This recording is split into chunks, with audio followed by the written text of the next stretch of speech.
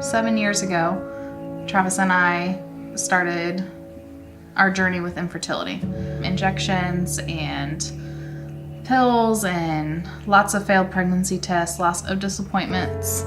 Found out April 1st that we were pregnant with our first child.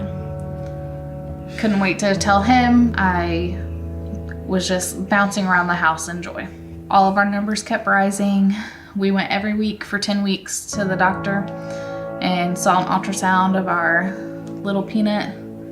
So this is the hardest part of the story for me is while this was going on, my dad was diagnosed with leukemia. So my dad was terminally ill in December. They gave him 3 months to live. It was a Saturday, and that week my dad was declining very quick. Chelsea had some pregnancy troubles, and we went to the ER. To this day, I will never forget the scream that I had for Travis to wake up, because at that moment I knew that we had already lost our baby. We were kind of homebodies that whole day, or that whole weekend. The same weekend that my dad kind of took a turn for the worst.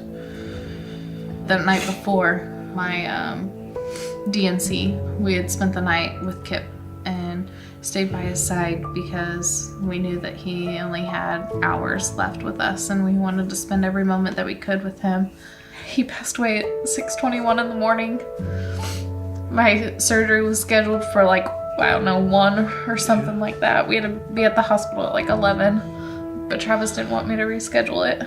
He knew that we needed to get it taken care of. We lost our child, and I lost my father, and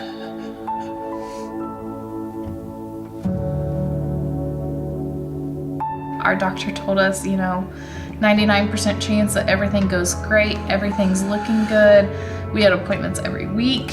How in 6 days did it go from that to not being able to hear our little baby's heartbeat?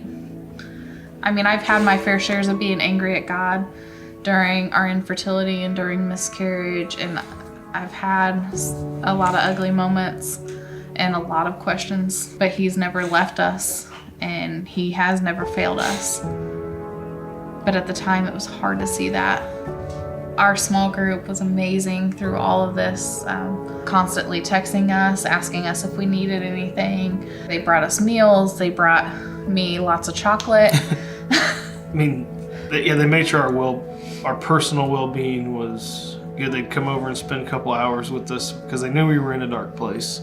I had lost kind of my smile, my way of just going about life and thinking positively about anything.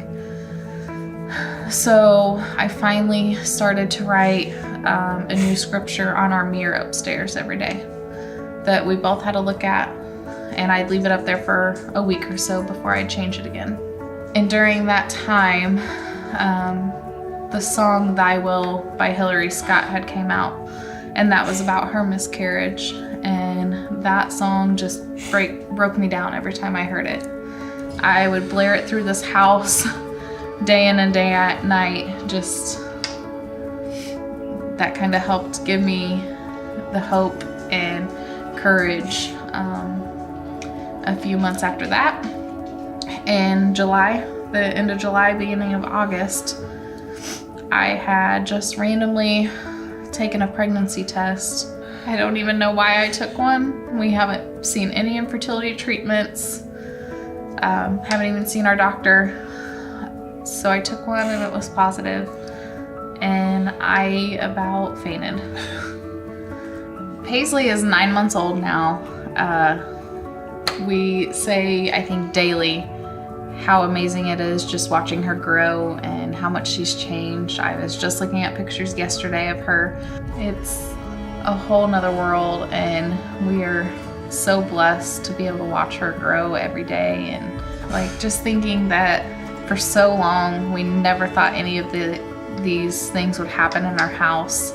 It's been completely life-changing, and I wouldn't take a single day of it away. So I wouldn't change anything.